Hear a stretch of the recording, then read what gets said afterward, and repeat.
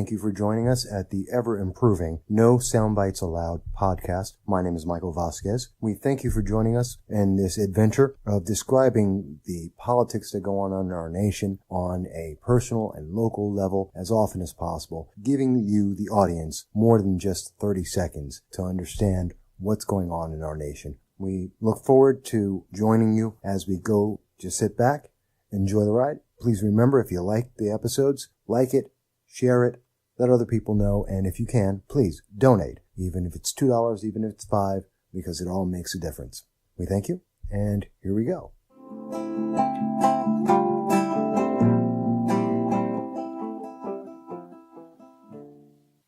Hello, everybody, and thank you for joining us.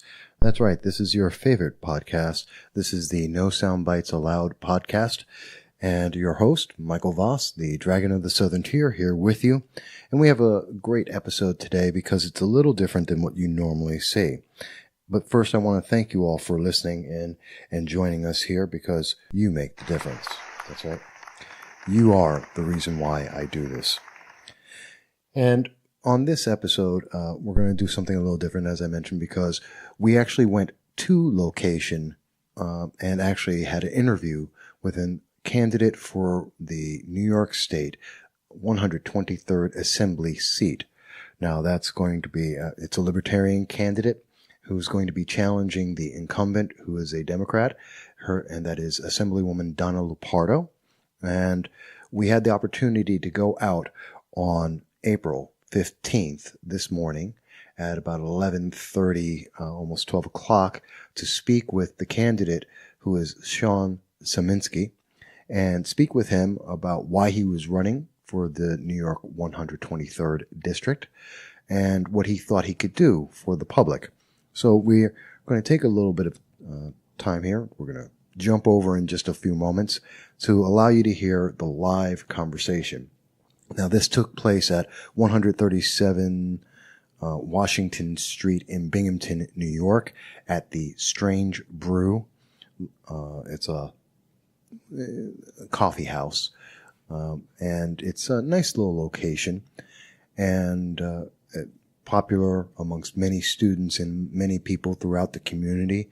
We ran into Councilman Conrad Taylor, as a matter of fact, before the interview had started, just to give you an idea of the diversity of individuals that are at the location. And once the interview started, you'll notice we've tried our very best to minimize the background noise. It was very busy and there were a lot of people in the location, so the sound quality will be a little bit different than what you're used to, but that's only because we were removing some of the background sounds and trying to allow you to hear more clearly what the candidate and what I were saying. So please, I apologize if the quality's off a little bit, and in certain parts it may be a little bit harder to hear, but we did try to make the very best of removing that background sound for you. So I do hope you do enjoy that. We do look forward to hearing comments coming back to us. We try to interview all candidates of every party for any and all elections. We have a request in to speak with Assemblywoman Donna Lupardo as well. We are looking to speak with State Senator Fred Akshar. We're looking forward to being able to speak with Congresswoman Claudia Tenney. We have a request in since May of 2017 with Assemblyman Anthony Brindisi, who is running for the New York 22nd District against incumbent Congresswoman Claudia Tenney. He has yet to respond to us, and we don't know if that's going to happen. We have made a request of gubernatorial candidate Mark Molinaro, and we have already interviewed Larry Sharp, who is the Libertarian candidate for governor of New York. And so, and we probably would ask Governor Cuomo, except Governor Cuomo doesn't talk to anyone. And so that's not really a choice. We may try and reach, and I'm sure we will try and reach gubernatorial candidate Cynthia Nixon as well and give her an opportunity. And as always, our policy is in every interview we do with any candidate or any incumbent, we always provide, actually any guest on the program, We always provide 100% verbatim coverage of everything that was asked and everything that was said. There are no edits. And other than in this case, as you can see, we did try to take away the background noise. But other than that, there is no edit of any content because you deserve to know in full context everything that every candidate and every elected official says to you. Because how else can we make our choice in voting and make the right choice for us individually if we don't know exactly what they say? Because there's no way that you can sum up a 30-minute, 2-hour-long conversation or an event with a candidate or an incumbent and get it into a minute and a half. I'm sorry, you're losing content. Someone is making a decision on what you get to hear and what they think the meaning should be. And we don't agree with that. And that's why we work so hard on this program to get the candidates to speak directly to you and provide you everything they say. So we hope you enjoy that. So without further ado, I will now go over to our conversation today on April 15th with the candidate, Libertarian candidate, Shawn Szymanski for the New York 123rd District. And we hope you enjoy it, and please do let us know what you think. Thank you.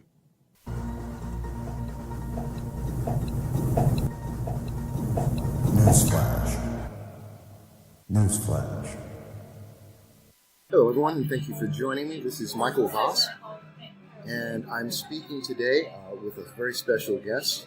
I happen to be in the Strange Brew in Washington Street in Binghamton, New York, and I'm speaking with Shawn Szymanski, who is running for the 123rd Assembly District seat, which is currently held by Assemblywoman Donna Lupardo.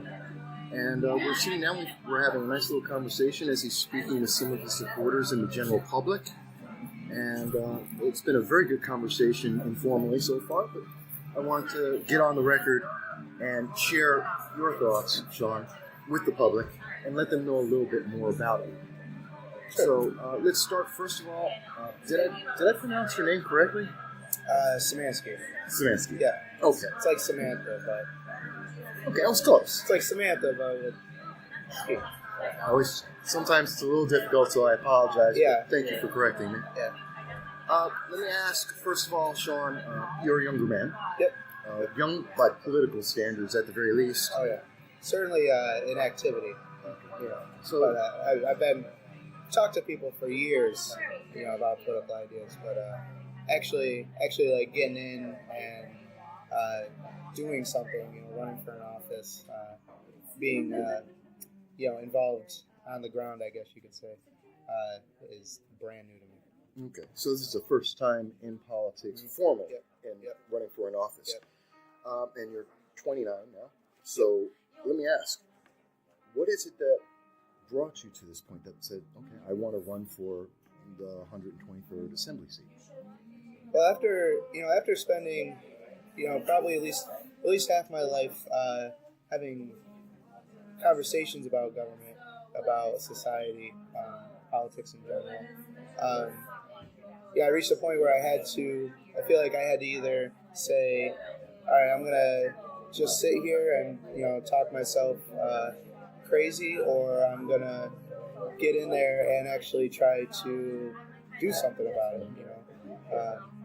You know, I don't think we're in a great place right now. I think we've been declining for a long time. Certainly, you know, data would support the idea that we're not improving. You know, and I want to be able to stay around here and not only how's it going? I'd have been earlier, but yeah. I thought it was noon. I didn't realize till 11:30. Okay. Now I couldn't find a place to park. Yeah, parking is tough. Hey, Mike, long time no see. But I want to be able to stay around here for a long time. I've lived in Broome County for going on 10 years now. I'm originally from Elmira, and I want to not have to struggle to just live here. You know, I want us to be able to prosper, and and simply talking about it is not going to make that happen. You know, we need to have new people in the government who are working towards something that we can all be not only happy to have, but free to have and free to enjoy. Well, I think it's very commendable for anyone to get involved with politics. So few people do, especially at a young age. So definitely want to applaud you on being involved, because that's an important part of the entire process for all of us. Yeah, absolutely. Let me ask now, you happen to be Donna Lupardo, who Assemblywoman Donna Lupardo is the incumbent. She's a Democrat, but you're a Libertarian. Right.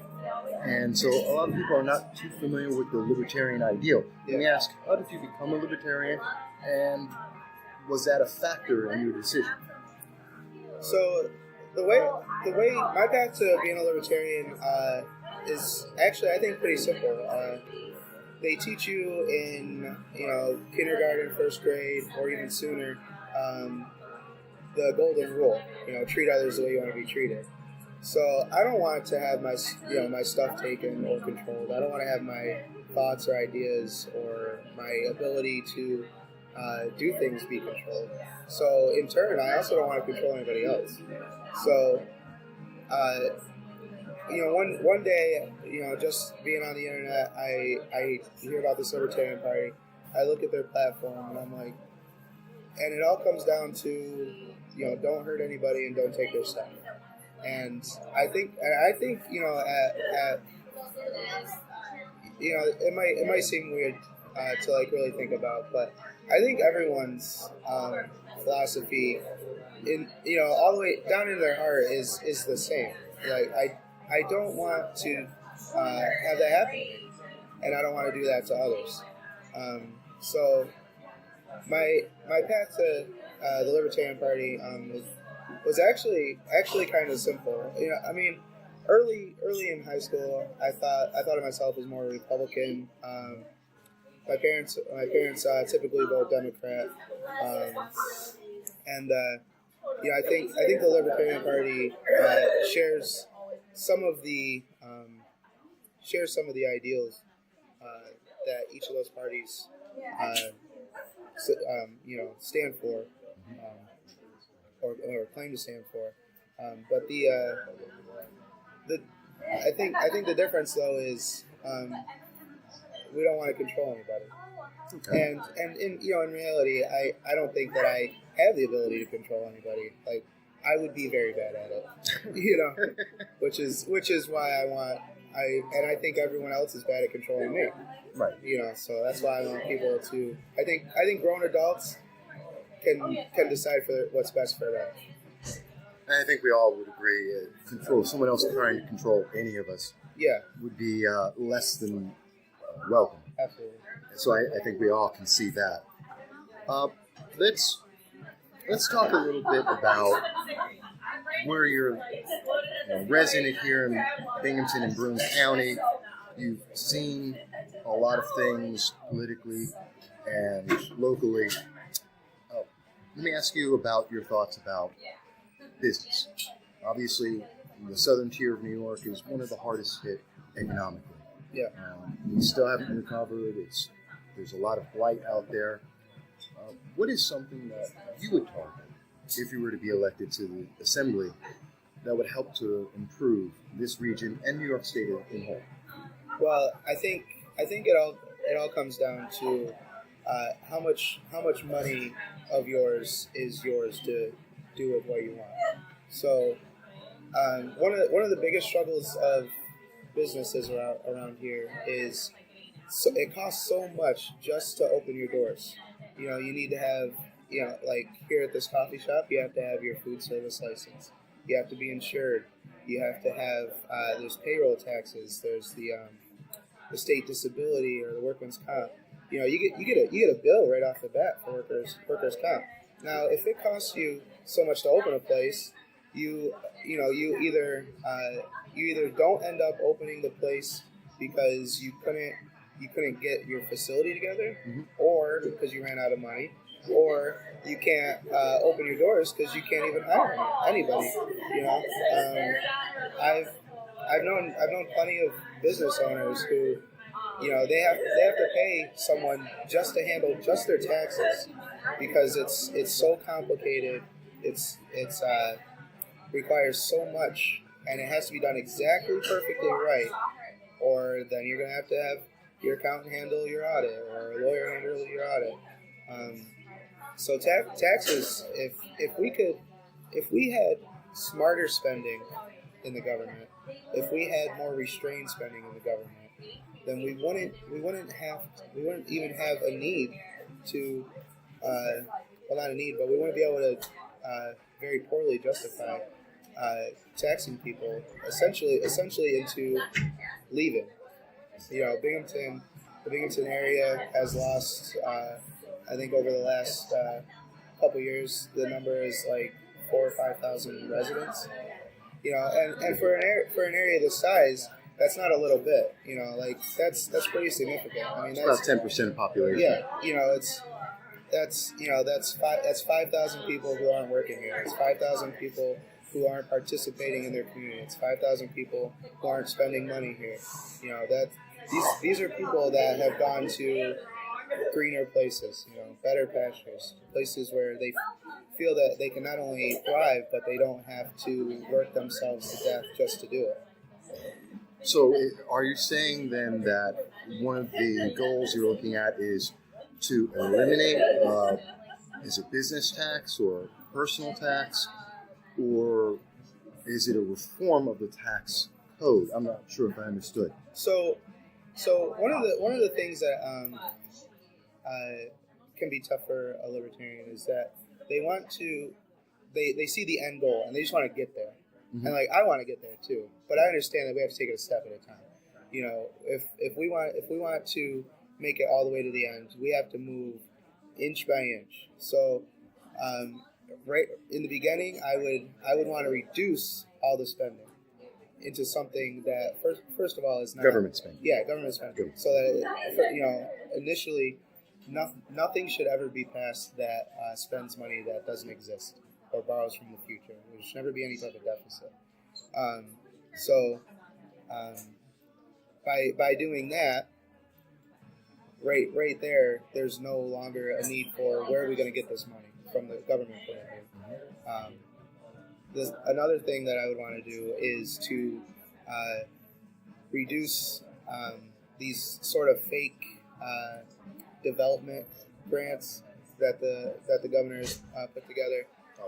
You know, these economic development things that dump millions of dollars, and I don't know if anyone else has seen what that money does, but I certainly have it. I can't point out one thing that is any different. Like the Nano Center, the Buffalo Billions, the drone testing site up in Griffiths International Airport. Those are three examples of what you're speaking about. I think Binghamton has a SUNY Economic Development grant as well. Yeah. So these are the grants you're speaking about. Yeah. Okay. Yeah, and so you know, taking it a piece at a time. You know, looking at every item and saying, can the community on its own accomplish this? If the answer is no, then maybe that's something we need to look at certainly keeping in a more improved and efficient state. But I think we underestimate the community. You know, I think we underestimate the power of individuals freely coming together and making changes around them. You know, and because of that underestimation, you know, I think the government has sort of taken it upon itself to say, well, we have to do this. It's like, well, you know, I don't know that you have to do that. I think if you know, almost half of my income wasn't put into taxes, I think I could probably do that myself.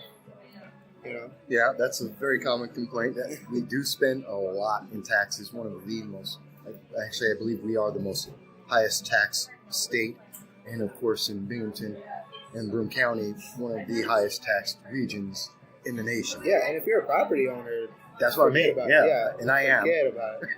I mean, like my parents own 3 houses in Chemung County, and they rent out 2 of them, and the full years of rent for those 2 houses only pays for the taxes for the properties. That's they crazy. break if any type of upkeep, insurances, they have to make that up.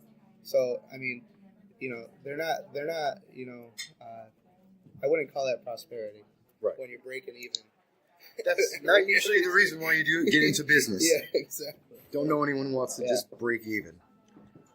So it would also be safe to say then that you're looking at a balanced budget for New York would be one of our priorities. Okay. Absolutely.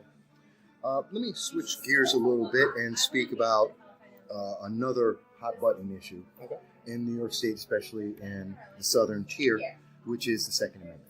Mm-hmm. Now, in New York, obviously, we've had the New York SAFE Act. We have a couple of bills pending in the Assembly and the Senate right now, including a new legislation, the Extreme Risk Protection Order, sometimes called the Red Flag Laws, which essentially is that the government, if police or a family member are asked or make a complaint and say that person X shouldn't have a gun, there could be potentially a risk.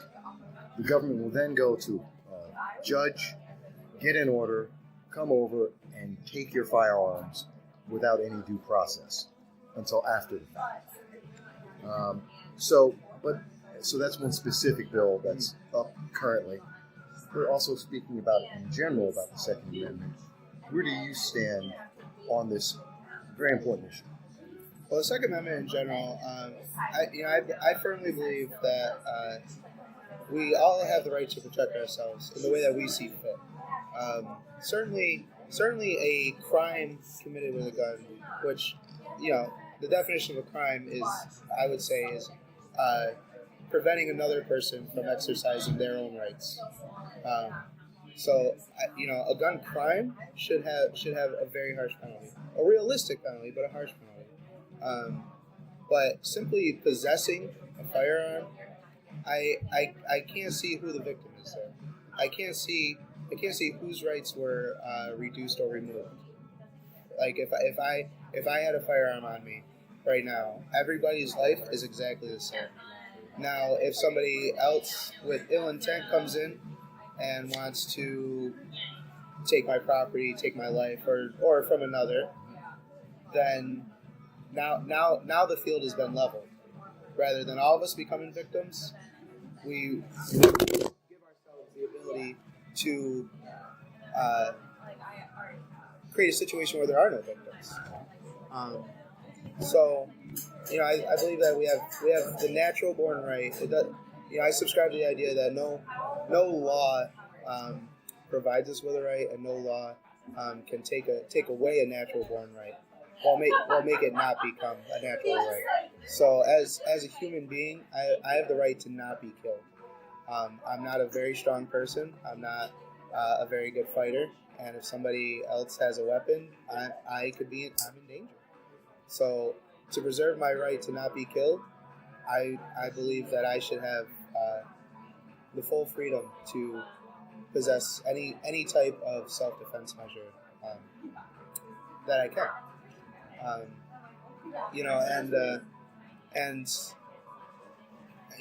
You can't really point to like any government prohibition that has ever actually taken away that thing.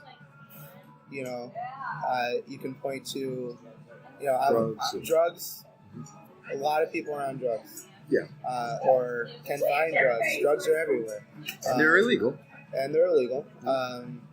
Alcohol during the temperance movement. Yeah.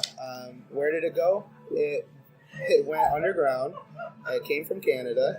It was made in people's bathtubs. And, the stuff doesn't go away just because you make it illegal. So what we can do is make it so, specifically with guns, what we can do is prevent people from feeling empowered to use those based on based on the assumption that I don't have the ability to defend myself. Criminals don't go to the gun show and say, "Give me all your guns." Criminals go to the corner store where the people are just in there shopping. Criminals go to they go into your house where you're just sitting there. You know, they assume, because they know the climate is most people don't have guns, or if they do have guns, it's some type of gun that you're never going to be able to effectively use it in the house, or you're not going to be able to carry around with you. You know, like in New York right now, if I wanted to have a concealed weapon, I'd have to fill out an 11-page form. Yes. That has to be noted. I have to get 4 references who all have to have each one of their forms notarized. Yes. I have to have my own packet that I fill out that has to be notarized, and then I have to put in a $150 fee, application fee, $150. Total cost $600 to get just to file the paperwork. Yeah. I am familiar. And then somebody can arbitrarily tell me no. Right. You don't get the $600 back. Yeah. So, like, how where's the freedom in that? You know, and so, you know, let's say I own a long gun, you know, a non-concealable weapon. I can't carry that around with me because that's a crime. It's called menacing. Oh yes, second-degree menace. Yes. So in New York, I'm completely prohibited from preventing myself from becoming a victim of a crime. I have to become a victim. Let me. Well, that's a very interesting point. I want to address that, but I do want to touch on something. Let me ask: are you currently carrying a firearm? Currently? Yes. Right now, right here at this moment. Not at this moment. Okay. Well, no, you brought up concealed carry, and you were mentioning it, so I thought it would be something to ask. Because it wouldn't make a difference. If you did, no one seemed to be noticing it, and no one cared. And I mean, when there's people around that can hear me talking, and nobody's ears are perking up. Nobody's, you know, no one's nervous. Safe, no one's. You know? We're speaking in front of a crowd of people. Yeah. No one's even caring. Nobody is alarmed at all, from what I can tell. Absolutely. I'm paying attention. No one's paying attention. No one's freaking out because someone said we're talking about the Second Amendment. Yeah. So that's a good point to make as well. But you mentioned, and I thought that was just interesting,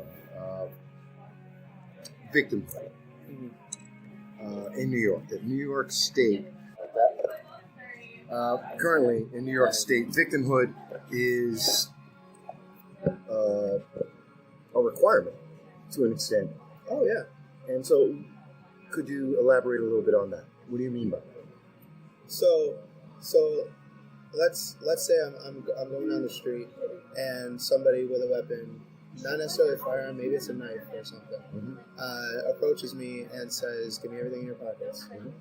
Now, unless I'm extremely wealthy and friends with the sheriff or the state police or the county clerk, you know, whoever happens to be approving the concealed carry paperwork, I'm not armed. So, Not legally. not illegal. So, not illegally either. But Right. so I have to comply. I have to do what they want.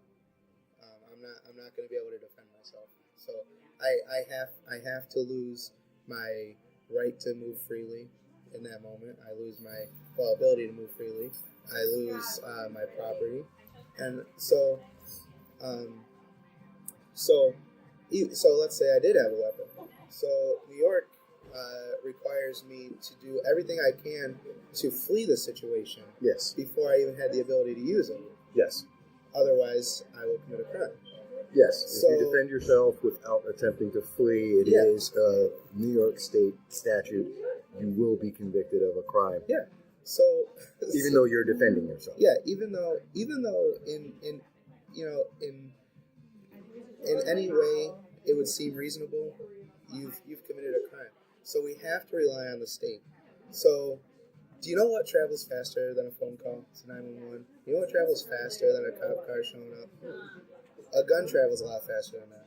Yes. Now, do I ever want to have to shoot someone? Do I ever want to have to kill somebody? Absolutely not. And I would do anything I could to prevent that from happening. But if it comes down to me and the criminal, I have to either become a criminal myself, defending myself, or I have to become a victim.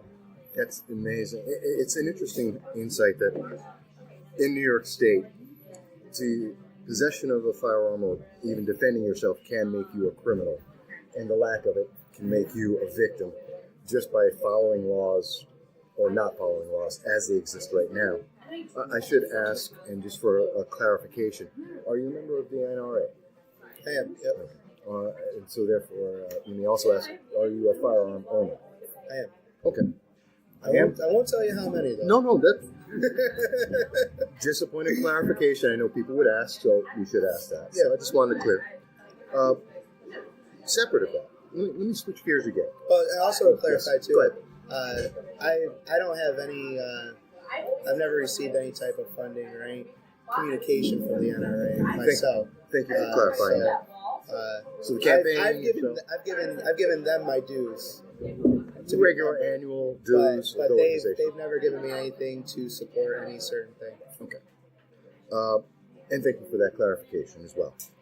Let me also ask, so I want to switch gears a little bit because we're talking about Second Amendment, but there's some other interesting issues. Sure. And we thank you for the time today. I know it's been a busy schedule for you. But let me ask you finally on immigration, which is another big topic here in New York State. And in particular, a recent bill that was passed, supported by Assemblywoman Lupardo, is the New York DACA, or DACA for New York, was the actual bill, which was passed, essentially giving illegal aliens certain rights in New York State that are not afforded in federal government or by federal law. Where do you stand on that issue, immigration in general?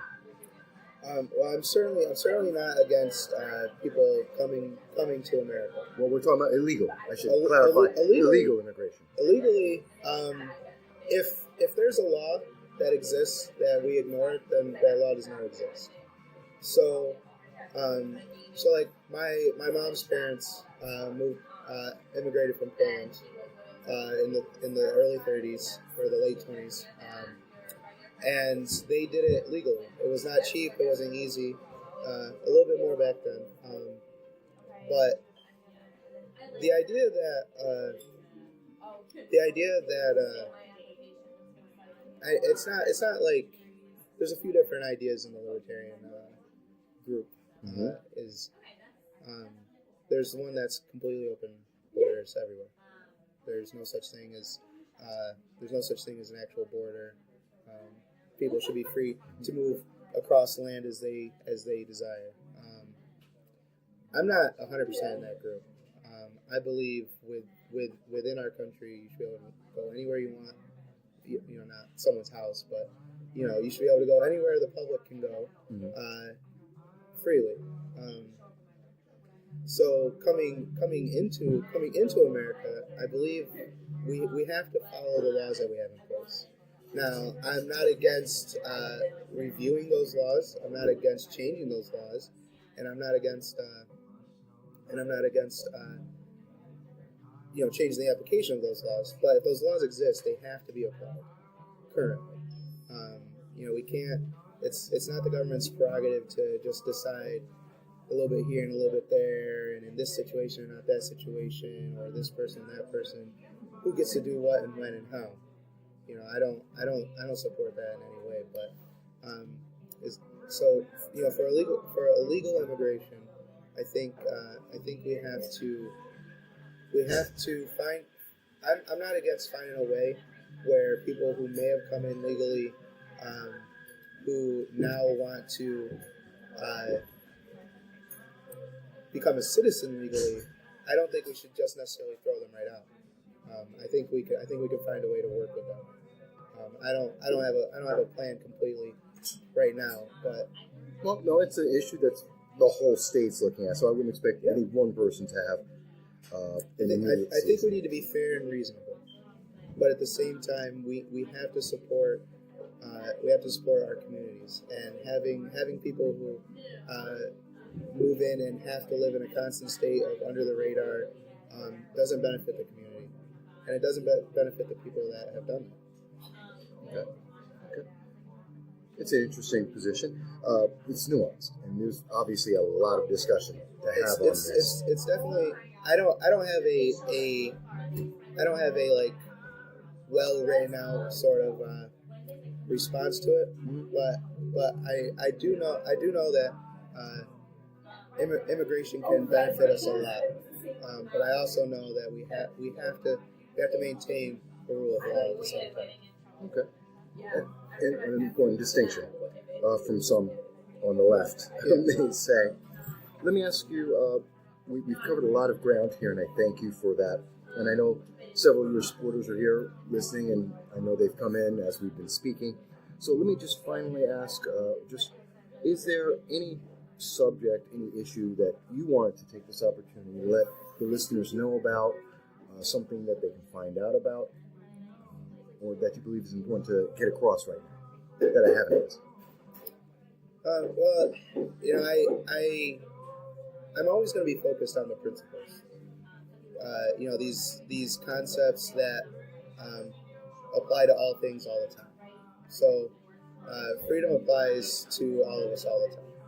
So the way I would look at any type of bill, any type of law, any type of policy or agency or anything of that nature is, does it violate your natural rights? And does the government have the authority and the right to make these decisions? So, am I the king of my own castle? Like myself, so do I know what's best for me? I think I do. I've had hits or misses. I think we all have. But does anyone know what's better for me than me? I certainly don't. I've never met Miss Lupardo. I've never met anyone in Albany, for that matter. So how can they make decisions of what's best for me? They have no idea who I am at all. They don't know what I need. They don't know what I want. They don't know what I do. Only if you ask them. Yeah.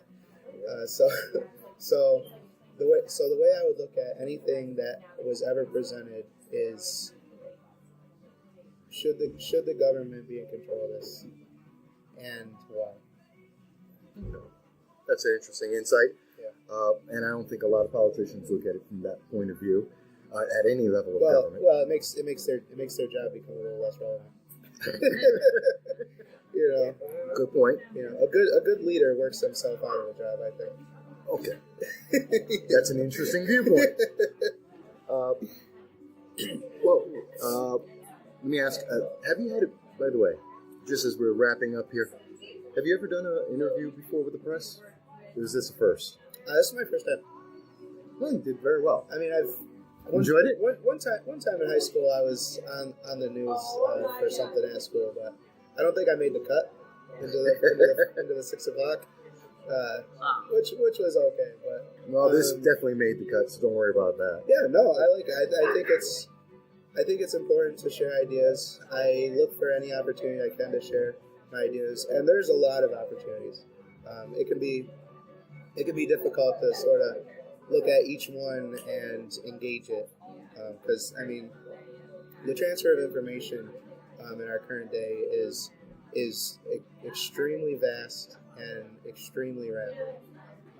We were talking about that just before we started the interview. I know. Yeah. So I love to engage with everyone. On my Facebook campaign page, I always respond to every comment. At least once, at least to acknowledge that I see, that I've seen them. But yeah, I love talking. I love sharing the ideas, and I love listening to, sometimes ideas that are, hard. Yeah. But I do appreciate people sharing their ideas, and I love a respectful conversation. And I'm glad that we've had one, and I look forward to having more. For people who are looking to contact you, let me ask, how can they reach out to you? Well, they can find me on my Facebook page, which is Shawn Szymanski for Assembly District 123. I'm on. I have a Twitter account, which is Shawn New York 123. Shawn New York 123. Okay. Facebook is going to be my sort of my main connection point right now. On there, I also have my email address listed. I have phone number listed. So that's the primary contact, not a separate website, but Facebook is the primary one. Yeah. Right now, I'm currently assembling a website so that, and actually a mobile app. Too, where you can find me. So when that launches, I'll announce that on Facebook as well. Okay, and please do let me know, and I'll update our records and make sure that gets out to people as well. Oh, you can also find me on the LPNY, the Libertarian Party of New York website, which is lpny.org. lpny.org. Okay. Yeah, if you go to county chapters, you'll find my contact information there too. Okay, so that's another access point for people. Good. Well, with that said, I do want to thank you for the time you've given us today. I do appreciate it. I don't want to take up more time from your supporters. I'm glad that they've been gathering and listening in, and some other people as well. We look forward to being able to speak with you again down the road. We want to follow up on this, see how the race is going. Oh, yeah, Does that sound good? Yeah, absolutely. Yeah. Okay. I could do this every day. Hopefully you will. That's the important thing. Yeah, absolutely. But I do thank you for this exclusive then, and we're looking forward to speaking with you again very, very soon. Yeah, appreciate it.